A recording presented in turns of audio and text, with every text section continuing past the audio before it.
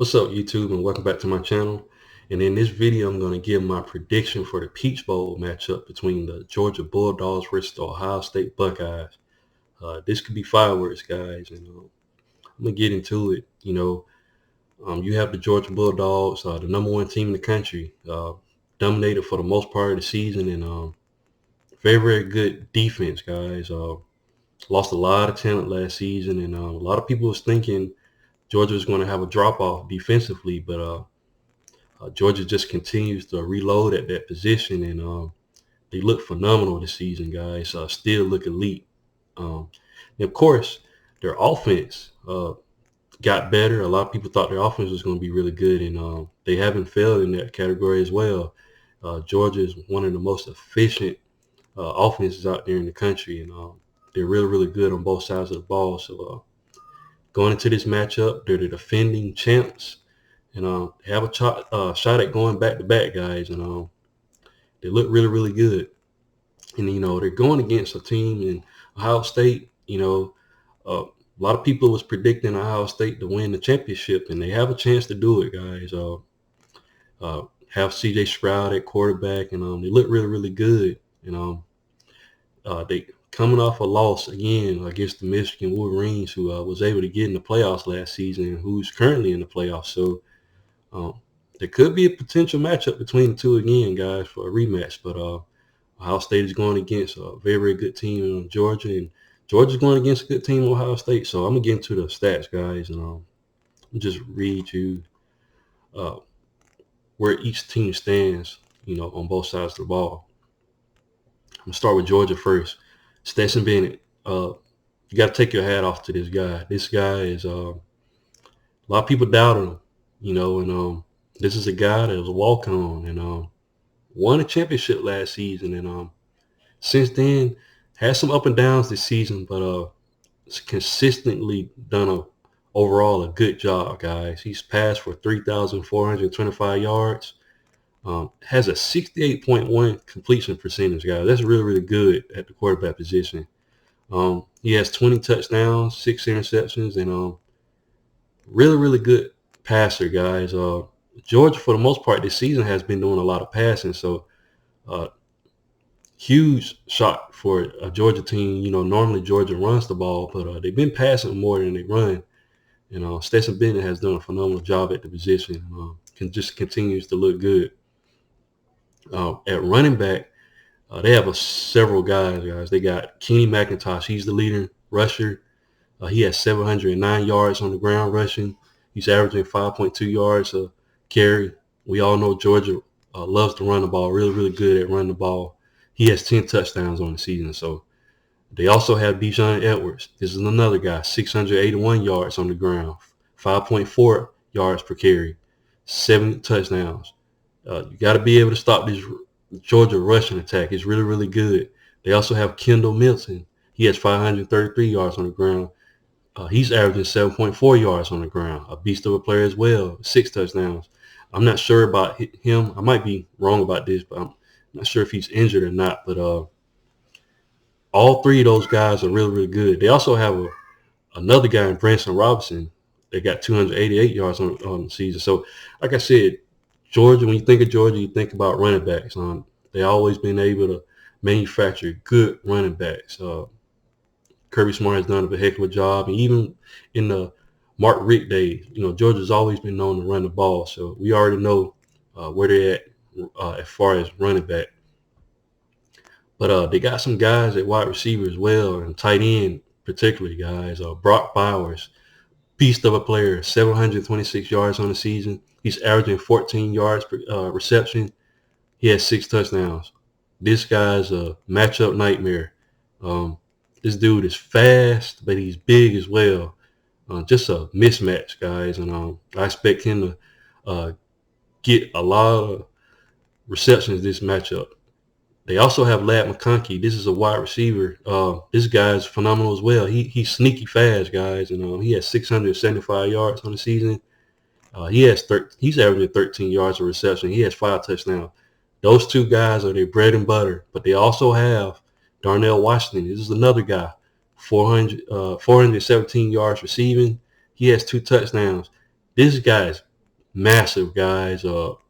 Almost looks unfair out there when he's out there on the field. And like I said, Georgia's one of the most efficient teams offensively in the country, and they have huge targets, and they just really, really good all the way around. They have Marcus Rosemy, Jack Saint. They have Kyrus Jackson, Dominic Blaylock. I mean, the list goes on. Adonovich. They have a lot of guys, and Georgia's just scary offensively, guys, and they have the offense and the defense to back it up. So this is going to be an interesting matchup, guys. And of course, defensively, their leading tackler, Smell Munden Jr., he has 64 tackles. Christopher Smith, the safety, no, he's a cornerback, if I'm not mistaken, but he has 3 interceptions on the season. But they're just loaded, guys. They got Keely Ringo, like I said, Christopher Smith, Malachi Starks. I mean, a lot of good guys. Robert Beal Jr., just a lot of good guys on this defense, guys. And it's one dude I'm missing, the guy, Jalen Carter. This guy, beast of a player. He came back and was able to play. He made that defense a whole nother nightmare. It was already kind of hard to run on Georgia, but putting him in the middle, boy, he's just insane. The way he the way he picked up, LSU's quarterback, Jaden Daniels, man, it's just embarrassing, man. Like, this guy's a beast of a player, and he makes that Georgia defensive front just that much scarier. Now, like I said, Georgia's good on both sides of the ball. I'm going to go over to Ohio State, team. Of course, we all know C.J. Stroud, one of the best quarterbacks in the nation, was at the Heisman ceremony. This guy has done a phenomenal job for the Ohio State Buckeyes. Passed for 3,340 yards. What can you say? I mean, he's everything you asked for, 66.2 completion percentage, 37 touchdowns with 6 interceptions. I mean, just remarkable. Had some struggles early on in the season with some games, but still was able to put up the numbers, guys. And a lot of people count Ohio State out in this matchup against Georgia, but Ohio State can prove something, guys, and they can come in there on fire. They definitely have one of the best offenses in the country as well, so this definitely can be a great matchup. Now, Ohio State is going to be without Travion Henderson at running back. I think he's injured, if I'm not mistaken, but Ohio State still has Meion Williams. This guy has ran for 817 yards, and he's averaging 6.5 yards reception a carry, and he has 13 touchdowns. So a capable guy. They also have Dalen Hayden. He has 510 yards on the ground rushing, averaging 5 yards a carry, and he has 5 touchdowns. So Ohio State recruits just as well as everybody in the country. The next man up, Dalen Hayden, he's going to have to step up behind Meion Williams. Meion Williams is going to have to take over, at the running back position, and he definitely is capable of doing so. Wide receiver wise, we all know Jackson Smith and Jitwa is not going to be able to play. He's been dealing with a nagging, I think, hamstring injury, and I think he's been dealing with it ever since the Notre Dame game, if I'm not mistaken. And really, really good wide receiver that Ohio State lost, and due to the draft coming up, he decided to opt out. But Ohio State shouldn't be too worried because they have a guy, Marvin Harrison Jr. This guy has good receptions, guys. 1,157 yards on the season. Really, really good. Averaging 16 yards of reception, 12 touchdowns. They also have Emeka Egbuka, 1,039 yards receiving, 9 touchdowns. 2 good guys, 2,000-yard receivers. Julian Fleming, another guy, 462 yards, 6 touchdowns. Ohio State has the weapons, guys. Like I said, the key guy that Georgia's going to have to watch out for is Marvin Harrison Jr. But Julian Fleming can have a game as well, guys. They might try to focus down on Marvin Harrison Jr. But Emeka Egbuka and Julian Fleming can get open as well. Like I said, they also have Cade Stover at tight end. So Ohio State has the weapons, guys. They just had struggled a little bit with defenses early on in the season. Had a close matchup against Penn State and stuff like that, but it's going to be interesting to see what happens in this matchup. LSU showed against Georgia that, they can put up some points on a Georgia team, but Georgia's just a different animal. And I think Georgia's going to be locked in this matchup, but we're going to see what's going to happen. I'm going to give my prediction at the end. I'm going to read off the stats for both teams, guys. Points per game. Ohio State is averaging 44.5 points per game. Georgia's averaging 39.2. Ohio State has the advantage here offensively, but Georgia is very, very good offensively as well. So that's going to be a key matchup. Points allowed per game. Ohio State is only giving up 19 points per game. Georgia's only giving up 12. Georgia has a very, very good defense, guys, and it's going to be a classic matchup between the offense of Ohio State versus the defense of Georgia. It's going to be a good matchup, guys. Total yards, 492 yards for Ohio State per game, 491 yards for Georgia. Like I was saying, they're very identical in points. Ohio State has a slight advantage, but they're averaging about the same amount of yardage every game between the two teams. You were to break that down, Ohio State is averaging 294 through the air and they're averaging 198 on the ground. Very, very good offense, guys. What can you ask for? Ohio State is really, really good offensively. On the flip side, Georgia's getting 284 through the air and 207 on the ground. So Georgia's a better rushing team out of the two, but Ohio State is a slightly better passing team than Georgia. But both teams putting up excellent numbers, and both teams deserve to be in the playoffs, guys. Yards allowed. Ohio State is allowing 303 yards, total yardage to opponents. That's 184 through the air, and that's 119 on the ground.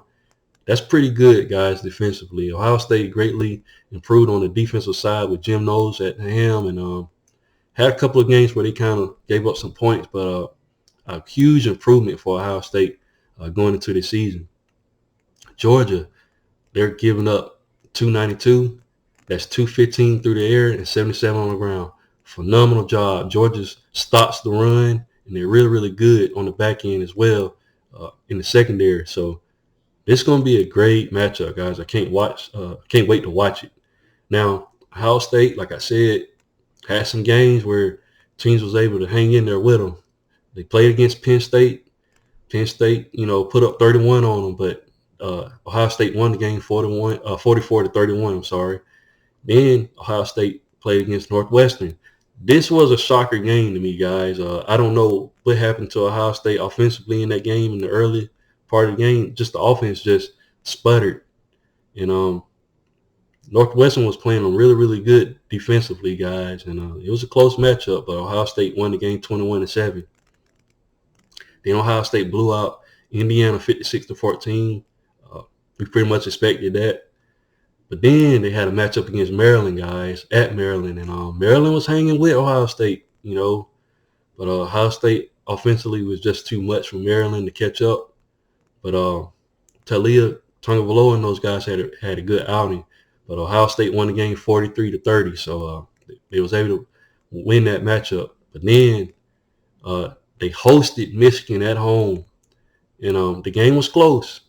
But Ohio State lost the game 45-23. They let the game slip from them at the end of the game. So that's going to be interesting going into this matchup. A lot of people compare Michigan and Georgia. They pretty much do the same thing. Both teams play really, really good defensively, and they're very methodical in their attempt. And they both love to run the ball. So a lot of people looking at that, and I can understand why people think, that Georgia is just going to be able to run away with that. But that's why we got to play the games. We got to see what's going to happen. Georgia, like I said, had some struggles early on in the season. Had a questionable game against Kent State. Missouri played them very well, but nevertheless, Georgia won the game. And they played against a big matchup against Tennessee. And Tennessee, if I'm not mistaken, was number 1 at the time. Beat Tennessee 27-13. Tennessee has one of the best offenses in the country, guys. Probably at that point, the best offense in the country. And Georgia just completely dominated them. Tennessee could not get anything going. And I think the crowd played a big role in that for Tennessee, going on the road at Georgia. And Georgia was playing a heck of a game that day. And I think it started to rain as well, so that kind of, the game probably could have got away for Tennessee even more. The score, when you're looking at it on paper, 27-13, looks like it was close, but the game wasn't close. Georgia completely dominated Tennessee. And like I said, a huge win for Georgia. Then they went to Mississippi State, beat a pretty good Mississippi State team, guys. Will Rogers is a really, really good quarterback, one of the best quarterbacks in the country. And Georgia was able to shut Mississippi State offense all the way down, beat them 49-13, 45-19, I'm sorry. And then they beat Kentucky. Kentucky's no slouch. Beat them 16-6. I thought Georgia would have beat them by a lot more, but like I said, Kentucky's a really, really good team, guys. Then they beat Georgia Tech 37-14. They game, Georgia Tech scored that one touchdown. It looked like they was going to, thought they was going to do something, but Georgia just, completely dominated them 37-14, their in-state rival. Then the championship, SEC championship, LSU versus Georgia. I didn't expect LSU to be able to hang in there with Georgia. They beat them. Georgia beat them 50-30, but LSU was able to put up some points. I'm not sure if the starters were sitting or what, but I know Georgia, it doesn't matter with Georgia. I know they have a standard where they don't want anybody to score on them. And I know the defense was going to be got disappointed by them allowing them to score 30 on them. But I'm looking at the stats, guys, and I'm looking at the spread. They have it at 6.5 for Georgia. If I had to give my prediction for the game, I'm picking Georgia to win this game. I think it's going to be close, guys. I'll take that back. I got Georgia winning, but I can see two scenarios. One scenario, I can see Georgia win this game 38-31. That'll be right around the spread. I think, Ohio State in that situation to come out and they'll kind of catch Georgia off guard, having time to prepare for Georgia, being able to look on film and see some things or some potential things that, that Ohio State can exploit. Ryan Day is one of the best, great offensive minds, and you can't doubt a team in Ohio State. They definitely have the weapons to make this game a matchup, guys, and make it close. So if it's a close matchup, I got Georgia winning 38-31. But I can also see another scenario, guys, where it can get out of hand for Ohio State.